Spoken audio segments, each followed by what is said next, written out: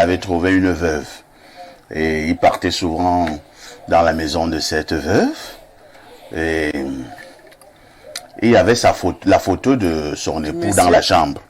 Dans la chambre. Un grand cadre. Et quand il devait commencer des choses un peu compliquées, la photo le regardait souvent. Et il m'a dit, cette photo le déconcentrait. C'est un ami qui vous a raconté ou c'est vous qui avez raconté? C'est pas normal. Il a fini par dire, on ne dit plus à une femme ce qu'elle doit faire. Ok, il faut être clair là-dessus. Ni vous le mari, ni la tradition. Ce n'est même plus à vous de dire à votre femme, si je meurs maintenant, tu fais... Non. Tu meurs, tu es déjà mort. Toi, tu pars. Elle prend les décisions qui lui correspondent à elle-même. Nous parlons de frères. Il y a des frères qui peuvent concourir à... On dira merci à notre réalisateur ce matin. C'est le réalisateur de ce programme depuis le début, hein, Jacques Bittier-Billa. Oui, il a le nom du chef de l'État. Jacques Bittier-Billa, c'est le réalisateur d'Espace Miné, un garçon calme mais très professionnel. Ce matin, nous marquons un arrêt pour reprendre un sujet à caractère purement social. Est-il normal qu'un homme puisse prendre l'épouse de son frère après le décès de ces derniers? C'est la problématique de ce matin. Je ne trouve pas mieux que de commencer par une dame pour qu'elle puisse donner son avis. Et je commence donc par Jeanne. Jeanne Vondor, la seule dame du plateau. Si vous étiez marié à un homme et l'homme est parti pour moult raisons, il est mort et il a laissé un frère ou bien des frères. Un frère se propose à rester avec vous. Est-ce qu'il est normal que vous restiez avec le frère de votre époux après la mort de ces derniers? Je vous passe la parole. Enfin, ça me fait rire. Ah bon? Comment est-ce que je peux accepter le frère de mon mari? Même si mon mari décède et que je reste comme ça. Comment est-ce que je peux l'accepter? Comment ça? Ce n'est pas normal. Ce n'est pas normal. Mais je sais déjà que dans certaines tribus d'où j'ai été, quand le frère de l'homme décède, automatiquement, on vous demande de rester avec le frère, que le frère vous prend pour épouse. Mais est-ce que déjà, vous, la femme, vous n'avez pas une autorité en vous? Pourquoi accepter être avec le frère de votre défunt mari? Est-ce que vous allez l'aimer déjà? Parce que ça commence toujours par l'amour. Et ça insinue aussi du fait que, est-ce que cette famille vous a aimé? Vous ne pouvez pas vous vendre, moi j'appelle ça une vente. Vous ne pouvez pas vous vendre aux frères de votre mari parce que peut-être c'est selon les coutumes. Mais moi je pense que ce n'est pas normal. Moi particulièrement, je ne peux pas accepter être la femme du frère à mon défunt mari. Jamais de la vie. D'autant plus que si déjà le mari ne vous a même pas bien traité, vous pensez que c'est le frère qui viendra le faire parfait. Ils sont différents. Non, ils ne peuvent pas être différents. Les enfants d'une même mère, vraiment, c'est la même chose. Vous allez rester avec celui-là, il va vous rendre la vie plus pire que ce que vous vivez avec votre époux. Donc vraiment, déjà, je ne peux même pas accepter. Déjà, si le frère, lui, il m'a montré de toutes les couleurs, c'est le frère qui viendra me cajoler. Est-ce que les frères sont obligés d'avoir les mêmes attitudes, les mêmes comportements? Parfois, ici, quand vous êtes marié... vous pouvez avoir un grand frère qui est violent, vous avez le petit frère qui est très doux, ainsi de suite. Parfois, vous avez un grand frère qui est chiche, vous avez un petit frère qui est très large, mais ça dépend. Non, parfois, ici, il y a des familles dans lesquelles, quand vous vous retrouvez, le petit frère va vous aimer, il va vous aimer plus que votre époux. Oui. En fait, il vous cajole, il vous dit comment vous êtes la bonne épouse, vous êtes ceci. Et donc, si son grand frère meurt, tu peux rester avec lui. Parfois, c'est le cinéma. Ah bon? Tout ça, c'est du cinéma. Vous voudrez prendre mes choses, aller ailleurs avec. Eh bien, c'est ça, justement, qui crée souvent des problèmes dans les familles. Regardez vous-même la Jeanne Vondor, très jolie comme vous êtes là. Alors, votre époux meurt, ce que je ne souhaite pas. Et les frères ou le frère de ton époux, de ton défunt époux qui est resté. Et après, il va commencer à voir... en soirée, là, vers 20h, 21h, un autre monsieur venir entrer. Il attend que le monsieur sorte. Le monsieur ne sort pas. Et le monsieur sort le lendemain à 8h30. Il a d'autres habits. Ce n'est plus les habits qu'il portait quand il est venu la veille. Est-ce que ça ne va pas faire mal au cœur de ce frère-là? Papa, ici. Vous dites que vous prenez vos choses et vous allez donner ailleurs. Ailleurs. Papa, ici. C'est au mauvais cœur. La femme doit déjà se respecter. Si votre époux meurt et il vous laisse quelque part, n'amenez jamais un autre homme là-bas. Jamais. Si mon mari décède aujourd'hui, je n'amènerai jamais un autre monsieur dans ce même domicile. Ça, ce n'est pas respecté. Même si vous vivez avec le monsieur pendant 20 ans, 30 ans? Même si j'ai vécu pendant... Non, j'ai dit celui qui arrive. Celui qui arrive, non. Vous allez le revoir où? S'il me respecte, il va me trouver un autre domicile. Pourquoi est-ce que je vais montrer au vu au-dessus de ma belle famille que non, j'ai quelqu'un d'autre? C'est vrai qu'un ami m'avait raconté... Il faut respecter la mémoire de votre époux. Un ami m'avait raconté une histoire. Il disait qu'il avait trouvé une veuve. Et il partait souvent dans la maison de cette veuve. Et il y avait la photo de son époux dans la chambre. Dans la chambre. Un grand cadre. Et quand il devait commencer des choses un peu compliquées, la photo le regardait souvent. Et il m'a dit, cette photo le déconcentrait. C'est un ami qui vous a raconté ou c'est vous qui avez raconté? Ici, c'est pas normal. Il a fini par dire à la femme là que la photo aussi me dérange. Il faut enlever la photo aussi. Papa, un homme même qui vient se soulager dans votre domicile, ce n'est pas un homme normal. Ah bon? Oui. Vous ne pouvez pas trouver une dame dans une maison et vous venez cohabiter avec la dame. Non. Si vous aimez vraiment cette dame, prenez-la et vous trouvez un domicile pour elle. Nous allons passer la parole à Pierre Blériot. Pierre Blériot, c'est un sujet important à caractère social et dans les années antérieures, il était encore plus virulent. C'est vrai que dans certaines familles ou bien certaines tribus, c'est un tout petit peu comme une coutume. Hein. C'est-à-dire quand le frère est décédé, s'il a laissé une femme, on prend la femme et on donne à un de ses frères ou bien au frère qui est resté. C'est comme une coutume. La femme commence à vivre avec le frère de son défunt mari et ça se passe bien là-bas comme ça. Vous mettrez les guillemets à bien. Quel est le regard que vous posez sur cette affaire? Jeanne Vondo, elle a dit que non, c'est pas normal. Elle n'accepte pas. Vous acceptez? Non, en fait, pas. Non. Je vais convoquer ma qualité de philosophe. En fait, il faut remettre cette affaire dans le contexte. Comment la perception et le rôle de la femme ont évolué. Si on remet Jeanne Vondo à l'époque de cette tradition, on ne va pas lui demander. Parce que les femmes n'avaient pas le même type d'emploi que les hommes. Et le mariage à l'origine est endogamique, c'est-à-dire on est d'abord dans la même tribu, les mêmes familles. Alors, une femme, je vous décris, la femme, elle est là pour garder la maison, garder les enfants. C'est le mari qui est le pourvoyeur. On n'avait pas encore ces déplacements de population où aujourd'hui, parfois, ici, il a une maison à Yaoundé, il a une maison à Douala et il a une maison au Vin. En Colovan. En Colovan. C'est différent. Parfois, ici, était établi seulement en Colovan. Ça veut dire que si, parfois, ici, a une épouse et que parfois, ici, viennent à décider, vous ne pouvez pas venir de Ngoumou pour venir vous installer au domicile de parfait et dire que vous avez trouvé femme. C'est là parmi les frères que la chose va se gérer. Et ça parce que c'est d'abord vu comme une sorte de défiance. Vous voyez même les hommes qui ont tenté de venir comme ça. Parfois, on les a tués. Hein. Mais quand ils n'avaient pas la peau dure, on les a tués. Bon, maintenant, avec l'évolution, et le frère était préparé à gérer la famille de son frère comme sa propre famille. Les choses ont dégénéré, ce n'est plus la même chose aujourd'hui. Aujourd'hui, vous avez des femmes qui travaillent, qui sont capables de se bâtir leur propre maison, qui sont plus riches que vos frères. Tu crois que si une femme est capable de se loger, de faire tout, tu vas lui montrer un gringal, un zengzeng là. Quand son mari meurt, son vrai mari meurt, il y a des zengzeng qui circulent là, qui comptaient même sur la femme là pour vivre. Il y en avait qui faisait le rôle de technicien de surface au domicile du mari. C'est un d'entre eux qui va venir lui dire que soulève le cabas. Ça, c'est la sorcellerie. Donc, en fait, il y a donc des petits sorciers aussi qui ont ce genre de courage. Soulève le cabas. Tu étais la femme de mon grand. Tu es ma femme. En général, non, le contexte a changé. Et il faut se remettre dans le contexte nouveau. Le contexte nouveau, c'est l'émancipation des droits des femmes.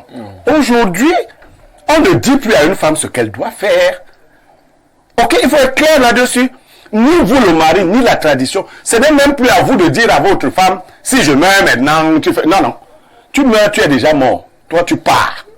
Elle prend les décisions qui lui correspondent à elle-même. Nous parlons de frères. Il y a des frères qui peuvent concourir à élever la famille de leur frère décédé. Mais il y en a aussi qui ont contribué à tuer la famille, à la détériorer. C'est-à-dire votre frère reste. On a le phénomène dans la Bible d'Onan. L'onanisme. C'est-à-dire le frère refuse, parce qu'il y avait cette autre possibilité qui était offerte. Votre frère pouvait mourir sans avoir fait des enfants, par exemple. La dot, c'est pour les enfants qu'on fera dans le mariage. C'est ça la tradition africaine. Vous n'aviez pas eu le temps de faire des enfants à votre mari. Vous pensez que vous allez prendre un étranger pour venir faire les enfants qui vont s'appeler comment? C'était pour conserver toutes ces choses-là. Le frère qui restait donc faisait de la progéniture au nom de son frère décédé. Et l'un des principes, c'était que le premier fils garçon devait porter le nom du frère qui est mort. Et donc c'était organisé dans une société particulière.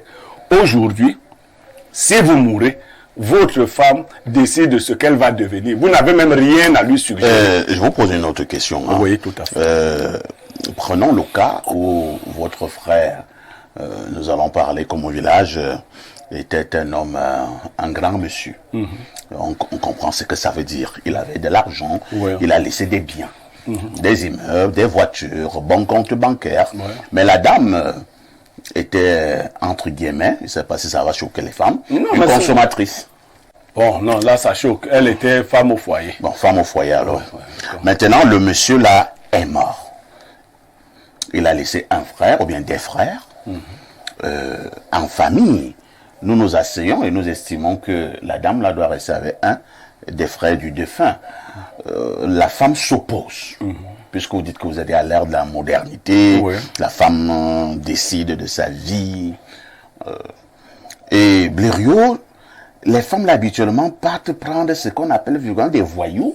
Sur commande, on voit un monsieur là avec les cheveux tendus comme ça, avec des tatouages au corps, qui entre là. C'est sur la tombe de ton frère qui vient souvent faire sécher ses chaussures et tout et tout. Et quand il se brosse les dents, il s'assoit sur la tombe de ton frère et se brosse les dents. De temps en temps, il tape même la femme de ton frère, il conduit les véhicules de ton frère et tout et tout. Blériot, est-ce que ça ne fait pas mal? À la fois, la loi divine et la loi des hommes résolvent ce problème. La femme qui veut se remarier doit se départir des biens de la famille. C'est-à-dire que si votre femme a pour idée, les biens de la famille, c'est quoi? C'est le village. Si votre femme a pour idée de se remettre avec un autre homme, elle quitte votre village. C'est-à-dire quitte votre maison de village. Tu ne peux pas, tu ne dois pas habiter dans, je parle du village, hein, la maison du village de mon frère, et aller prendre un homme qui viendrait habiter avec toi là. Jeanne l'a dit, si un homme veut vous prendre, vous êtes dit, vous n'êtes plus liés par le mariage. Mais vous les veuves sont de deux styles dans la Bible. Il y a des veuves qui restent fidèles à leur mari, c'est-à-dire ne se remarient pas. Elles ont une certaine protection des familles et de Dieu. Il y a celles qui décident de se remarier. Elles perdent, puisque quand une femme est mariée, sa première protection selon la Bible, c'est son mari. Et Dieu est au-dessus. Quand tu n'es pas marié, ta protection, c'est Dieu. Donc il y a un choix, on ne peut pas vivre les deux. Tu ne peux, là maintenant je viens à mon cas personnel. Je ne souhaite pas à aucun de mes frères de mourir avant moi. D'ailleurs, chacun mourra à sa date, je n'ai même pas besoin de souhaiter. Donc, mais si quelqu'un s'amuse à mourir avant moi, ta femme ne peut pas venir avec un homme dans mon village. Ce n'est pas possible. Le jour où tu viens avec elle, je te chasse de la maison là. Tu rentres. Tu es libre d'avoir un homme hors de mon village. Maintenant, en ville, je réponds à la question des biens. Parfait, les biens produits par un homme et une femme appartiennent à cette femme et à leurs enfants au décès. Il faut qu'on enlève nos cœurs de cette affaire. Je viens d'aider une famille récemment. On m'a invité à un conseil de famille qui avait bloqué. Un monsieur est décédé et ses frères ont décidé de gérer les biens de leur frère. Et ça a coincé. Le monsieur pense que je suis sage et que je peux apporter une solution. Je leur ai proposé un deal. On a apporté le registre de la famille. On écrit dans le registre de la famille que désormais, quand un homme décède, ce sont ses frères qui gèrent les biens. Et les seules personnes qui sont autorisées à signer cet accord-là, ce sont les épouses qui sont vivantes. Vous savez ce qui s'est passé? Non. Chaque épouse a dit à son mari, lève les pieds dans l'affaire. Vous comprenez ça? Ça veut dire que vous, les femmes qui soutenez souvent que vos maris aillent arracher les biens de leurs frères décédés, attendez-vous à la même règle de la famille. Or, vous êtes vivant, vous estimez que vos biens vous appartiennent à vous, à votre mari, à vos enfants. Pourquoi vous pouvez laisser votre mari s'il a été un fainéant? D'ailleurs, on a beaucoup de frères comme ça. Pendant que toi, tu vis, tu investis, lui compte. Il compte, il dit une maison en Balmaï. Dieu te rend quoi? Il compte. 3 véhicules. Attends, tu meurs. Je l'ai vu dans les morgues. Les premières réactions de tes frères, c'est de venir demander les clés et les cartes grises des véhicules. Oui. Ouais. Les terrains de Balmaï, donne-moi les titres fonciers. Mais c'est ahurissant. Très bien. Patrice Meillon, vraiment, c'est un sujet qui divise les familles. De plus en plus, les femmes pensent qu'elles doivent décider d'avec qui elles doivent aller sur le plan intime. Et dans certaines familles, on pense que si un frère est parti, et surtout si la femme était encore bien jeune et de surcroît jolie, elle ne doit pas aller ailleurs. C'est la propriété de la famille. On lui donne une autre personne de la famille qui peut être un frère ou bien un cousin. Le grand frère Nyemeke a commencé par évoquer un cas dans la Bible. Vous savez, il y a beaucoup d'exemples dans la parole de Dieu. Il a évoqué le cas de Onan avec l'onanisme. était un fils de Judas, Judas qui était le 4e fils de Jacob, et justement, était méchant selon Dieu, et Dieu a fait mourir et Onan maintenant, son père a demandé à son fils Onan de prendre la femme afin de susciter une descendance à son frère. Et justement, comme l'a relevé le grand frère Nyemeke, il n'a pas voulu le faire parce qu'il se disait que ce n'est pas sa descendance. Mais il était normal, donc selon la coutume, que quand le mari décède, le frère, s'il a un frère, le frère prenait également la femme. Nous avons même également d'autres cas dans la Bible. Par exemple, quand on se retrouve dans le livre de Matthieu, Matthieu fait référence à ce fait-là où on avait vu une femme qui s'est retrouvée en train d'avoir sept frères, et à la fin, elle est morte. Mais les frères n'ont pas pu avoir de descendance. Et on se posait justement cette question-là. Mais revenons donc à ce qui est du Cameroun, précisément sur ce cas-là. Il est important de savoir que quand une personne se lie à une autre, c'est jusqu'à la mort. Ça signifie que s'il y a un des époux, soit l'époux, soit l'époux qui décède, alors la personne se retrouve en position de liberté. Il est possible pour la personne de faire un autre contrat. Parce qu'il faut savoir que le mariage est un contrat. C'est un contrat qui est signé et l'état civil est l'élément matériel qui montre que ce contrat-là est une véritable effectif. Et dans les contrats, il y a les clauses de contrat où on met, généralement, on dit bien commun, bien séparé. Ça, ce sont des clauses qui permettent à ce que l'union puisse être encadrée d'une manière ou d'une autre. C'est-à-dire que si le mari venait à décéder ou si la femme venait à décéder, il serait facilement fait la répartition. Et quand un homme meurt, par exemple, et que la femme hérite, elle n'hérite pas de la totalité des biens de son mari. Non, elle a une bonne partie qui lui revient, elle en tant qu'épouse, en tant que veuve. Et maintenant, il y a les autres qui sont les héritiers légaux, qui sont les enfants légitimes. Et maintenant, il y a les collatéraux. Ça signifie que si le parent, c'est-à-dire que si l'homme n'a pas fait des enfants ou les deux n'ont pas pu avoir d'enfants, alors on se rapproche de la personne qui est plus proche, le plus proche parent du mari décédé.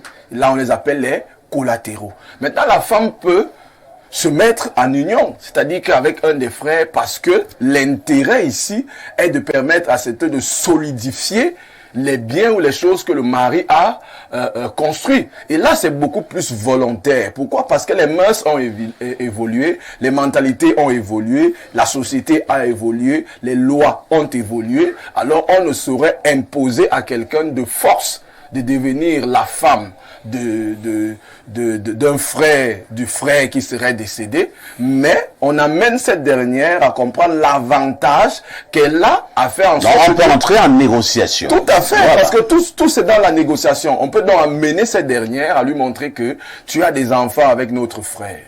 Il y a des biens que notre frère a bâtis. On lui montre les Et enjeux. maintenant, si tu décides de partir aujourd'hui, les enfants seront quoi? Ils ont besoin de stabilité. Est-ce qu'on t'a chassé? On ne t'a pas chassé, tu es chez toi, on a doué. Tu es chez toi, voici ton mari. Et là maintenant, il faudrait que l'autre soit également d'accord. Il ne s'agit pas ici de prendre une femme sans aller voir à la fois César et Dieu. Quand on parle de César ici, c'est véritablement prendre un acte de mariage qui officialise ce mariage-là et maintenant aller devant Dieu et bénir le mariage. Parce que quand une personne est morte, alors tu peux recevoir également une bénédiction. Tu peux recevoir la bénédiction nuptiale. Très bien. Moi, je ne suis pas pour Rejeté. la cohabitation sans contrat de mariage. Je ne suis pas pour la cohabitation sans onction et encadrement divin.